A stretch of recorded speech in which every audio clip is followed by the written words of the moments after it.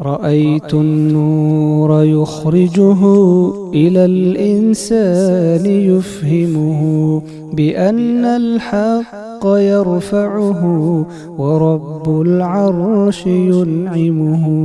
رأيت النور يخرجه إلى الإنسان يفهمه بأن الحق يرفعه ورب العرش ينعمه. قوي في حكايته وسام في رسالته. أعوذ بالله من الشيطان الرجيم. بسم الله الرحمن الرحيم.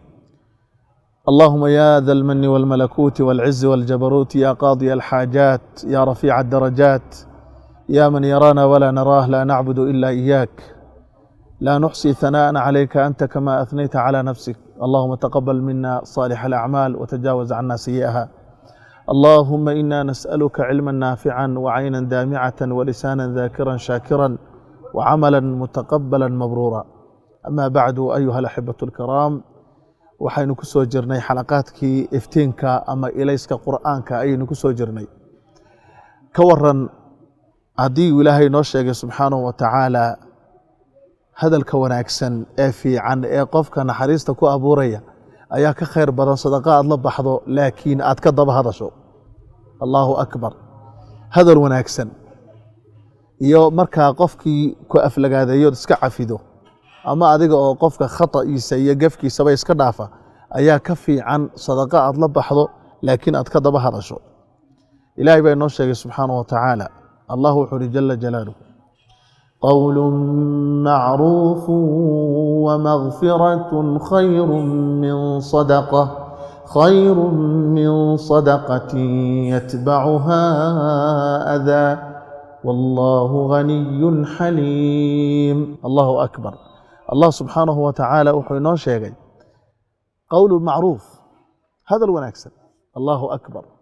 hadal fiicanoo wanaagsan oo qofka farxad gelinaya.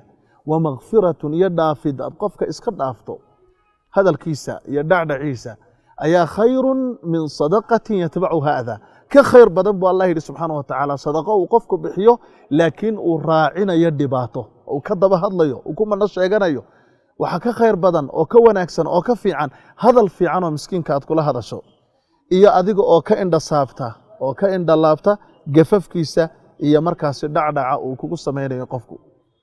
ilaahay markaa wuxuu ku gunaanaday aayadda oo uu ku dhammaystiray laba magacoo waaweyn oo magacyadiisa wanaagsan ka mid a. qowlu macruufun wamagfiratun khayru min sadaqatin yatbacuha ada wallaahu ganiyun xaliim. ilahay wuxuu ihi subxaana wa tacaala, ilaahay waa ilaah hodana, waa hodan ilaahay subxaana wa tacaala.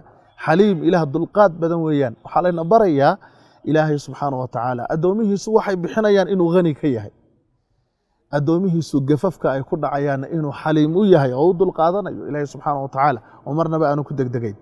haddaba maadaamuu ilaahayna baraya subxaana wa tacaala hadalka wanaagsan iyo dhaafitaanka wixii gafee laynoo geysta aynu iska dhaafayno inay xataa ka khayr badan tahay sadaqada qofka uu maalkiisa kala baxo ee laakiin uu dhibaatada iyo aflagaadada iyo ka daba hadalka uu raacinayo, waxaa laynaga rabaa xataa haddaanad waxba haysan aad sadaqaysato waxaad dadka gaadhsiisaa oo aad deeqsiisaa hadalkaaga wanaagsan.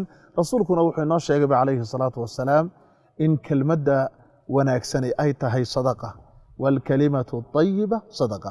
mawsimkan aan ku jirno wuxuu inooga baahan yahay inaynu ka buuxinno sadaqaadka gacanta aynu ka bixinayno iyo kuwa carabka aynu ka bixinaynaba si ilaahay agtiisa darajaad fara badan aynuga helno. ilaahay inagu anfaco walaalayaal. wasalaamu calaykum waraxmat ullaahi wabarakaatuh.